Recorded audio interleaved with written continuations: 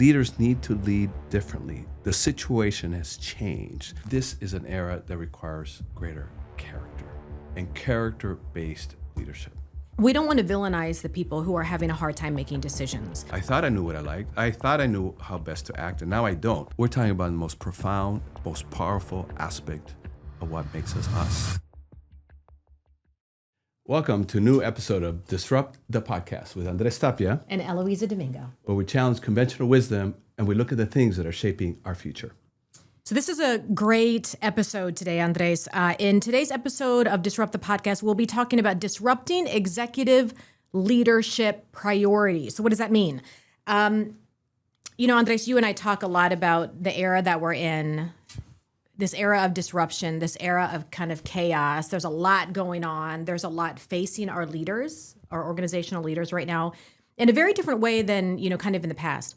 And so it puts a lot of pressure on our leaders to lead, honestly, differently. But Exactly. but what does that even mean? We believe in situational leadership, not only in the moment, right, where you have to lead differently, in a fire or in a turnaround or, in launching a new startup. So we understand situational leadership that way. But situational leadership is also about the era that we're in. And the different eras that we're in actually require a different form of leadership. So this is an era of disruption. And hence why we have dedicated a whole podcast to that topic and the variety of ways in which our lives are being disrupted. And so therefore, we believe that leaders need to lead differently. The situation has changed. So what is that different way? Right, exactly. Of course, it's always about performance. And of course, it's about strategic thinking. But one thing that's been missing in the discourse of leadership that needs to be addressed and kind of put back in the center, and over different eras, the issue of human-based leadership or empathetic leadership has sort of been put in place. But what we're landing on is that this is an era that requires greater character and character-based leadership. So let's break that down a little bit, because that's a big term, character. How are you defining character? Take that away, first of all, Andres, from character-based leadership. What is character to you then? Yeah, character is about the traits that are so deeply embedded in who we are and how we think and how we, and that then should be informing our behaviors, and this is an era that sort of, we're out of alignment between many times what we believe or would like to do and what we are ending up doing as leaders. So, and why do I believe that we are in an era that demands character-based leadership? For two reasons. One, this is an era of shamelessness. And leaders are being extorted to do things that they would rather not do, but they feel that there's no way out. I see too many leaders now who are leaders of character are sort of buckling under the pressures. So that's one. And I believe that this is a time to buck up and shore up leaders' inherent character traits and to be able to plant the roots of their beings deeper into the soil of character. So we'll come back to what that looks like. Okay. But set aside an era of shamelessness, I believe another reason why it's imperative to have a focus on character-based leadership is actually disruption itself. Because in an era of disruption and where the world is off-center in how it's spinning, and leaders are sort of in that swirl, and followers are looking to those leaders to sort of show them the way through the swirl and the storm, but everybody's sort of spinning sideways. What I say to leaders who are needing to know what to do when they don't know what to do, because the playbook is not there. Yep. But leaders are going to have to figure out what to do when they don't know what to do. So in a world off center, I say to leaders, center yourself. That's the one thing you can control. You can't control the political system. You can't control the environmental changes. We can be leaders that influence some changes, but we can't control it. But the thing that we can control is ourselves. And that brings us right back to the work of character. Yeah.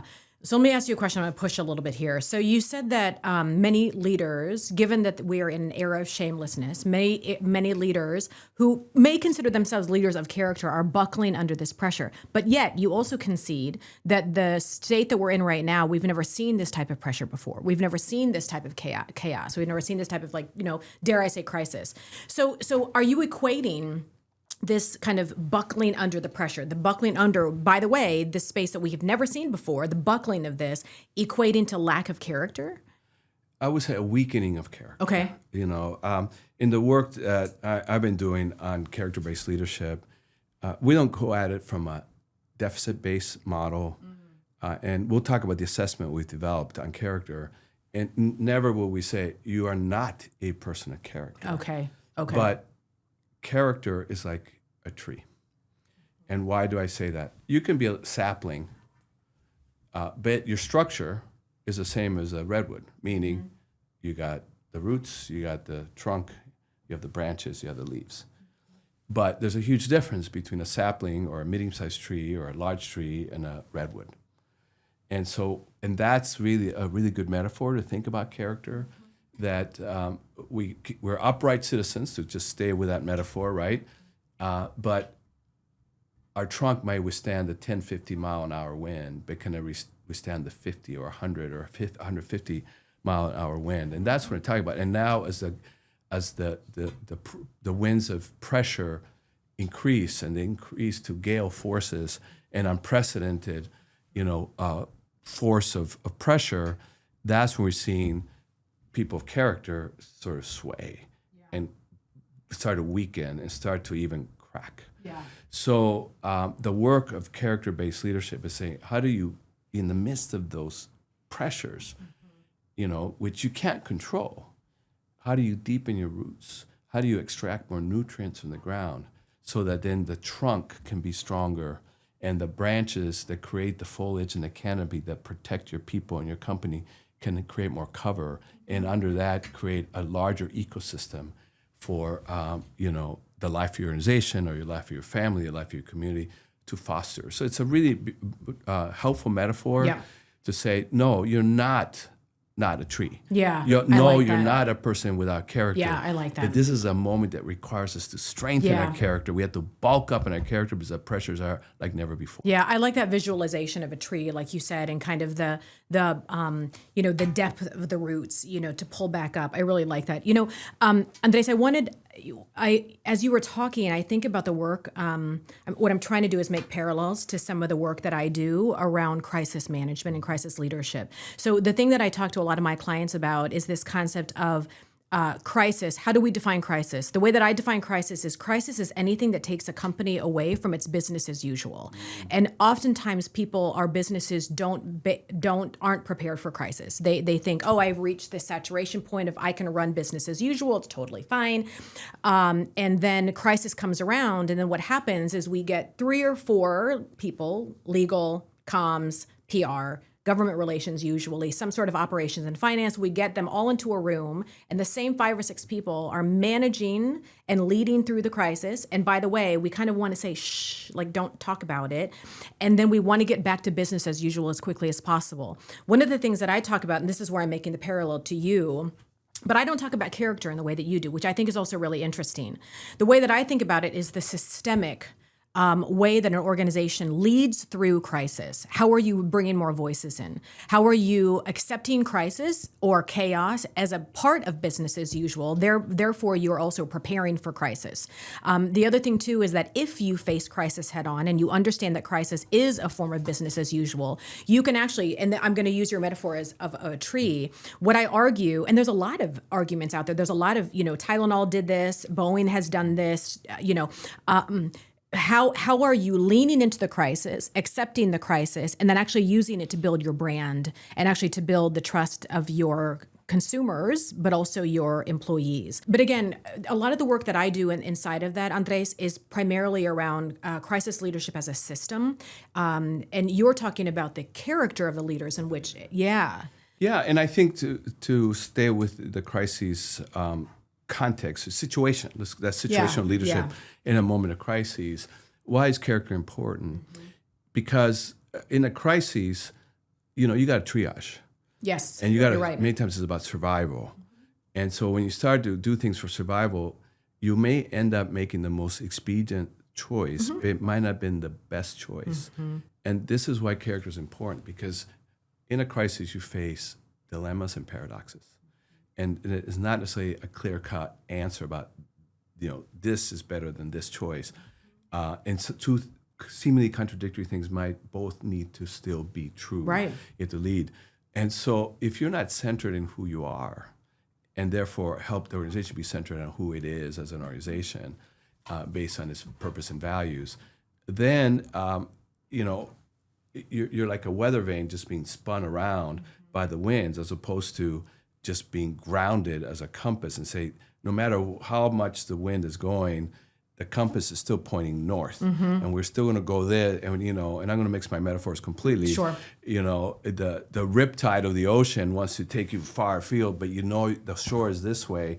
But if you don't know where the shore is, then you're just going to be pulled away. Yeah. Right. And so this is why in a crisis, you have to be clear. And it reminds me of work with Barilla Pasta when they faced a crisis that was very serious, where the chair made a very unfortunate comment that was, seen as, homophobic. As it dealt with what the mistake was and the misstep and sort of maybe the blind spot, yes, they had a crisis, and they could have chased it by making it a PR response.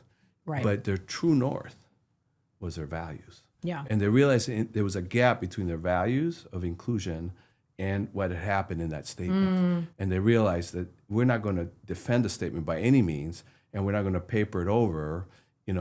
We are going to have to revert back to our true north. But there is a gap between where we are and where we need to be.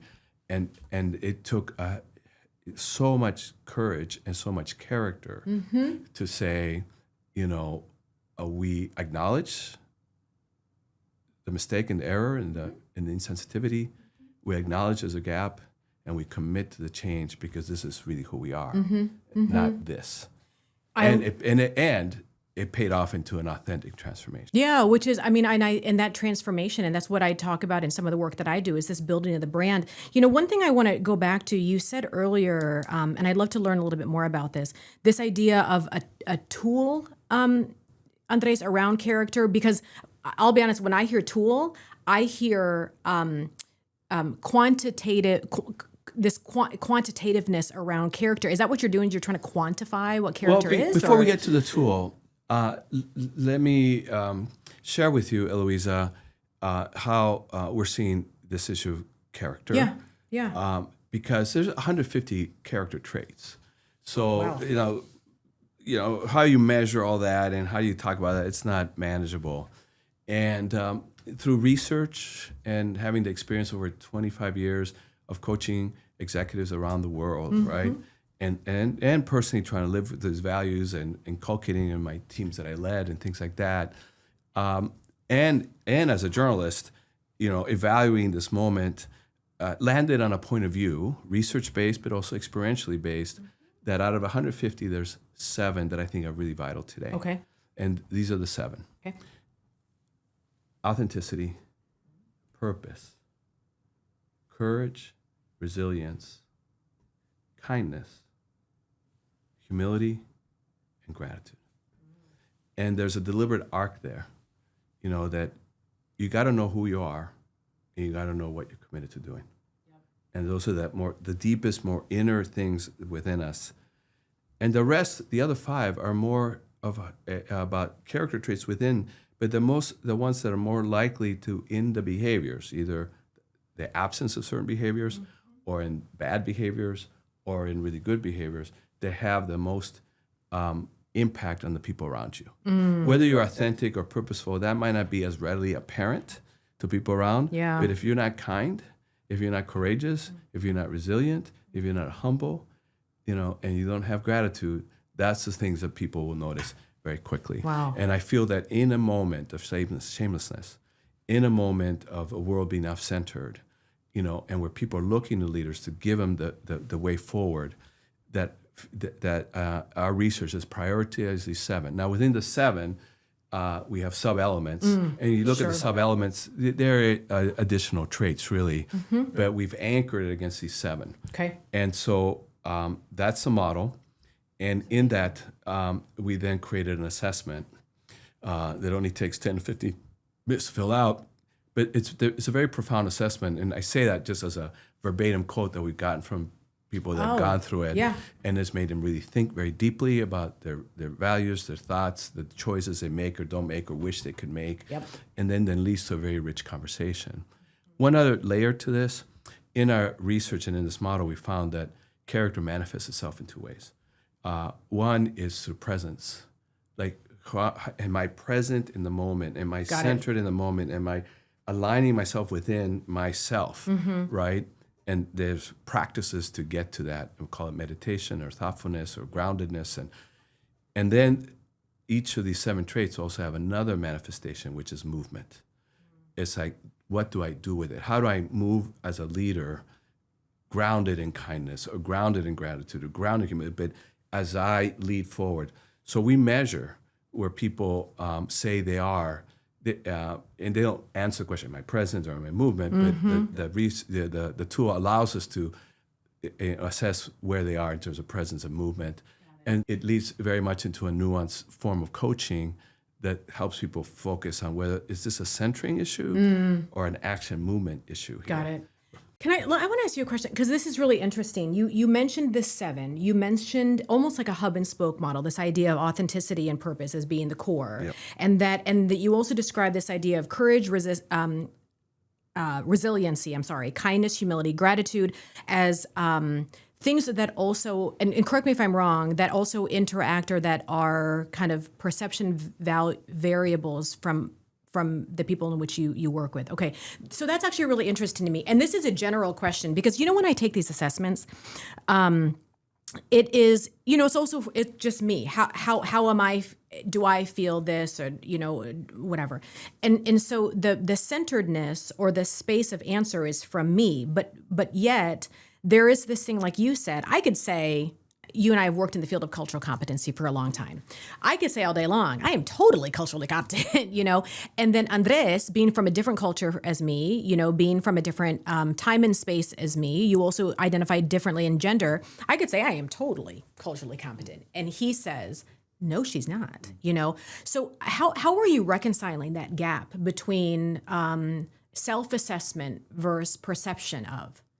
Yeah, well, technically speaking, there's also a 360 version of this. Okay. But right now, the energy, especially as we talk about the disrupting leadership development and leadership today, the energy right now is that on self-work. Got it. Right? Yep, got we it. really want people to really work on their self-awareness because there's not enough self-awareness going on, especially when the things that we've known to be true are not true anymore, have disappeared or changed on us. And suddenly I thought I knew what I believed. I thought I knew what I liked. I thought I knew how best to act, and now I don't. So rather than putting too much focus on how other people are perceiving me, a lot of leaders don't even know how they're perceiving themselves. So it's a matter of priority, but of course the 360 matters. Yeah. Of course the self-assessment can sort of lead you down the wrong way. Yeah. Now, a well-constructed assessment allows for, where people may try to game the system. And so we sort of manage for that. Yeah. And by the way, we gave a name to this model. Oh, okay. Yeah. You want to know what it is? I would love to know what it is. We call it Character GPS because, again, it's not a deficit-based model. It's a navigational model and tool. It's like, because who am I and where do I want to go and how do I best get there? Yep. By leveraging these different character traits through presence and through movement. Yeah. And so when we coach, it's like, where is it that you want to go? And where are you? And what are the barriers between here and there? And of course, there are tactical barriers and operational barriers and budgetary barriers, but that's not that's another form of leadership development. That's performance-based and executive presence and strategy and stakeholder management, all those things, right? And those are important. But what's disruptive about this is we're going really to the substrata of the individual, that before you get into action and the classics of problem solving, which you already are very good at, that's why you're a leader, we're saying pause and go deeper. And this is a time to really self-examine where you are and where is it that your roots are not going deep enough, where the trunk of your being is not strong enough, and where your branches are kind of withering and cracked and can't bear the weight of the cover that you want to create for your people, right? And then have a conversation about how do you move from where you are, navigate disruption to where you want to take yourself, your family, your company. Yeah. So I'm going to say two things. I love that. So what's interesting is in another episode of the podcast, Andres, you and I talked about the seriousness of play. Interestingly, and what's interesting as I hear it here is that there is a seriousness, or that we need to take kind of more seriously. Or provide merit, and just sometimes pausing as leaders and kind of, like you said, kind of going deeper. As you were saying that, I was thinking about my leadership journey, and I was realizing that I don't know if I've really ever taken the time, because as leaders, you're leading, you're operationalizing, you're kind of always in these situational moments. And so even though you take these assessments and you pause for these learnings and stuff, it tends to be lateral as opposed to kind of go deep. So I like what you're saying, like taking the merit to go deep. One of the other things too that I love, because you talked very eloquently about the concept of the tree.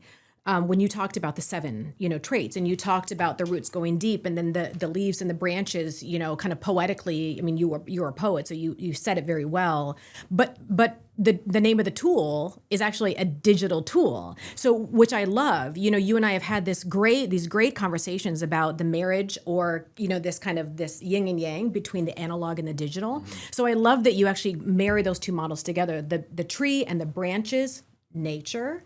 Analog, dare I say, but yet it is directional, action-based GPS, which tends to be a little bit more of a digital term. Yeah, and more kind of primal and modern, right? And Interesting, yeah. And I think when we talk about character, we're talking about primal, to get to the essence of who we are.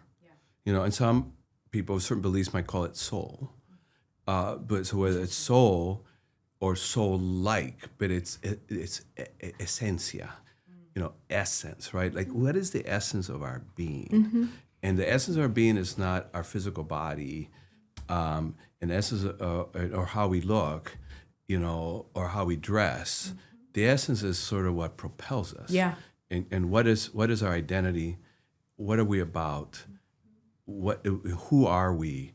And how do we manifest through? How does our thinking manifest through certain behaviors, and what's the motivation behind it, and what is the fuel behind this thing? What are the deep rivers that flow within us that when, because water can be, it's about life, but water can be so destructive.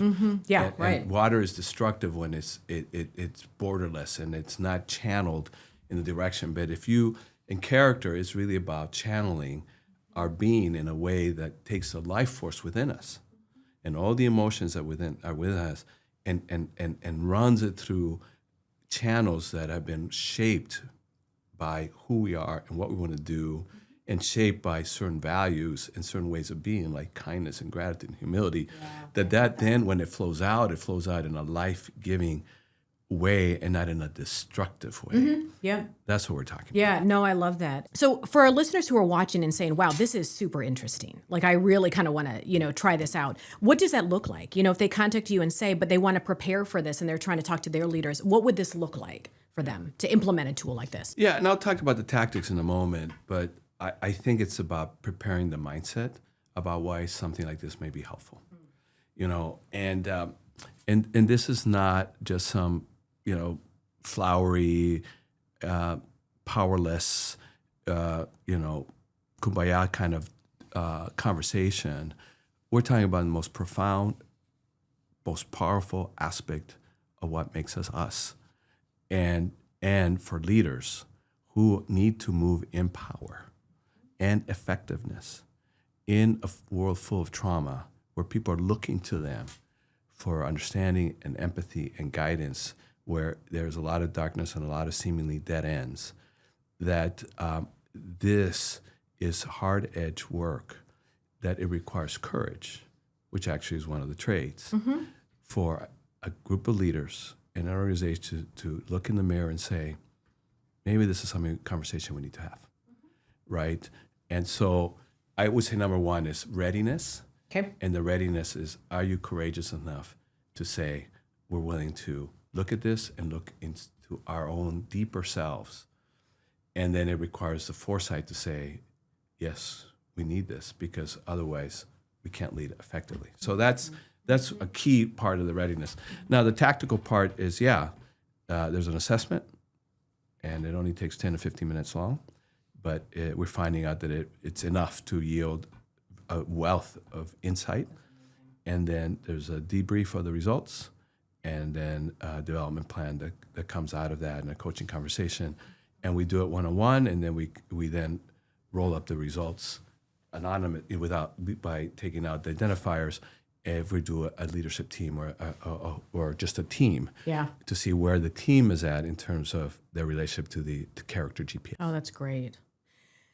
That's amazing. That's amazing. You know, we've come to a point in the podcast or the episode where we do character GPS, I said it. Yeah, we do character GPS, the Disrupt GPS, where, you know, we always promise you all to have great conversations and bring you really amazing concepts. But what we also promise you is that we have real takeaways and practical takeaways for you all. And that's what we call Disrupt GPS, this concept. Let me start, because I would love for you to kind of take us out, Andres. But for me, I love this concept that you said that, because I don't think I thought about it this way, that this is not character, when you think about it in the way that you've presented it as a leadership priority or as an executive leadership kind of skill, is not from a deficit. I actually really like that, because I think too often, especially in this, what you call the era of shamelessness, so much chaos, so much crisis, so much stuff that's going on that has been an unprecedented amount, quantity and quality, you know, of chaos. We don't want to villainize the people who are having a hard time making decisions. And I think that I thought about it that way. And I thought, oh, well, if you're not doing this, then you are coming at it from this space. What I love is that you're kind of giving everybody the benefit of the doubt and saying, listen, we've never been here before. As a result of not ever being here before, you do need to pause, go deeper, and think about your character in terms of the way that you're leading in this new, you know, kind of space. That's number one. The second thing that I also really like about this, again, having been a leader, and I am a leader, you know, but leading organizations myself, you know, whenever we think about these topics, it oftentimes is in a space of professional development. You know, you're going to learn how to communicate better. You're going to learn how to have better conflict resolution skills, or how to performance management better. There's always these things as leaders that, you know, you kind of want to be at top of your game. I don't know, actually, I'm really thinking back. I don't know if there's ever been a conversation, particularly about the word character. You know, I specialize in crisis leadership, and even there, again, a lot of it, like you said, is the get back to business as usual, and do it quickly and do it quietly, you know, pretty quickly and quietly. And so I love that. And this concept of character is really taking us off the grid a little bit, but again, kind of making us be very serious about how are we actually you know, improving our leadership, actually, and having them think about the deep, deep, deep parts of what made them a leader, my hope is in the first place. So those are kind of some of my takeaways, listening to the way that you conceptualize character. Well, listen, I you know, when I said it's a response to an era of shamelessness, you know, people say, well, how are you going to coach people that are shameless? That, you know. Yeah. And I said, that's not the target. No, it's not the target audience. That's not the target audience. No. Yeah.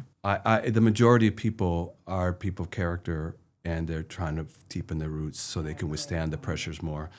And I tell you, the people that have taken it, the leaders taking it, have found it very liberating, because it allows for a deeper reflection at a time that requires deeper reflection.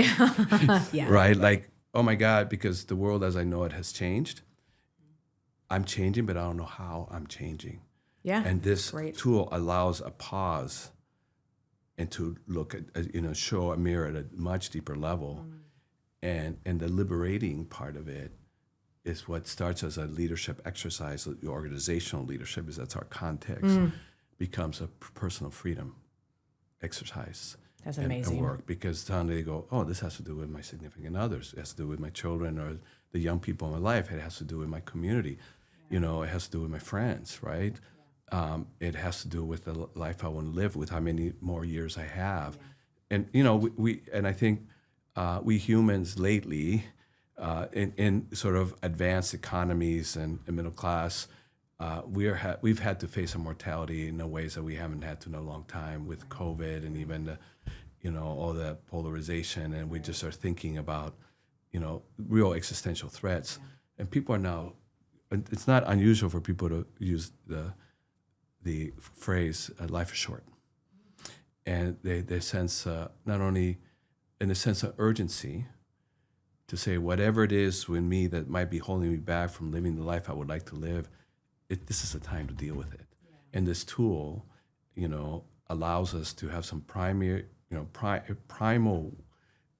based conversations that Aristotle and Plato talked about character. Mm-hmm. It's that, is that foundational important? And this is a time to come back to the basics of being human, and not human with only myself. And there's a liberation about living the life that you want to live and I want to live. But if we want to improve our relationships with people around us in an era where relationships with people have been deteriorating, engaging our character and deepening the roots, it's a beautiful, wonderful, freeing thing to do. Mm-hmm. Absolutely. Yeah. Completely agree. So I hope that you all enjoyed joining us for this topic of disrupting the priorities of leadership, executive leadership, and really looking at character in a very different way. So if you want to talk with Andres more, which I really encourage you to do, and comment on, some of the things, I would love to hear what you all are doing, in this era of shamelessness and how you're handling, things, how you're answering things. You know where to contact Andres. You can look at the description. All of his links are in there. All of my links are in there as well. All of the links to the Disrupt podcast are also here. Please follow, subscribe, comment, engage with us. And again, thank you so much for being here and joining us for this very high character topic. That's right. Well, thank you. It's always a pleasure to be with you, Louisa. Absolutely. And a pleasure to be with all of you. Thanks so much.